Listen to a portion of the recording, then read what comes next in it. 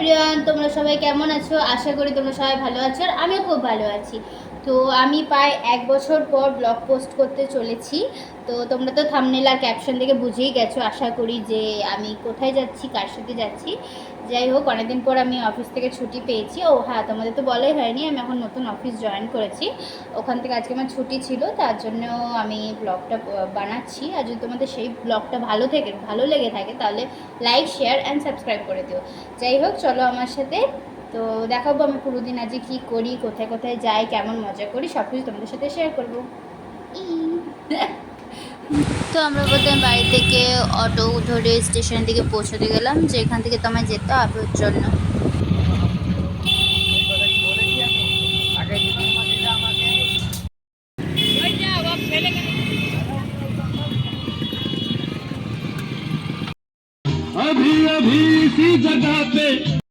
বিশাল রোদ্দুর, যাচ্ছি আমি এখন এর দিকে, স্টেশনের দিকে। বাট রোদ্দুর, আমি ছাতাটাও আনতে ভুলে গেছি। যাই হোক, চলো পৌঁছে যাব। মা আগের দিকে গেছে টিকিট কাটতে, আমি যাচ্ছি ওখানে। টোল ফ্রি নাম্বার 18 বছর বয়সের কম শিশুদের জন্য 24 ঘন্টার একটি জরুরি রাষ্ট্রীয় পরিষেবা।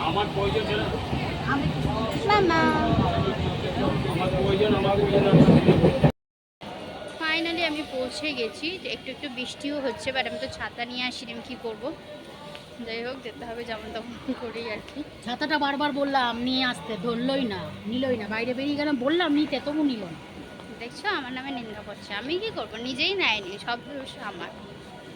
बुलावे तुझे यारे आज मेरी गलियां, बसाऊं तेरे संग मैं अलग दुनिया, ना आए कभी दोनों में जरा भी फासले, बस एक तू हो एक मैं हूँ और कोई ना, है मेरा सब कुछ तेरा तू समझ ले, तू चाहे मेरे हक की जमीन रख ले, तू सांसों पे भी नाम तेरा लिख दे, मैं जीऊं जब जब तेरा दिल धड़के।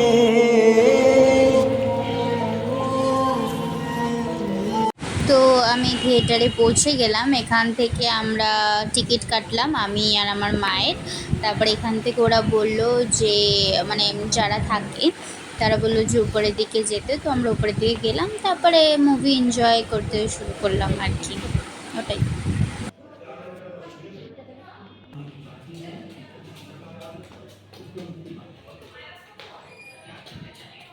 इधर की लेटेस्ट ऊर्जा क्रेजी लवर टूटा दिल शहजादा जिसका प्यार रह गया आधा कबीर सिंह सूखा बर्ची।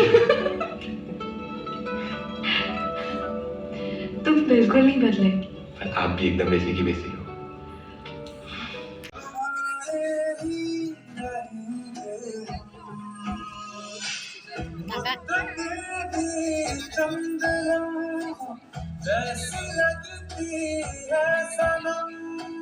बात ही ऐसी तुम्हारे इश्क में कुछ है ভূত হাউ মাউ যাও।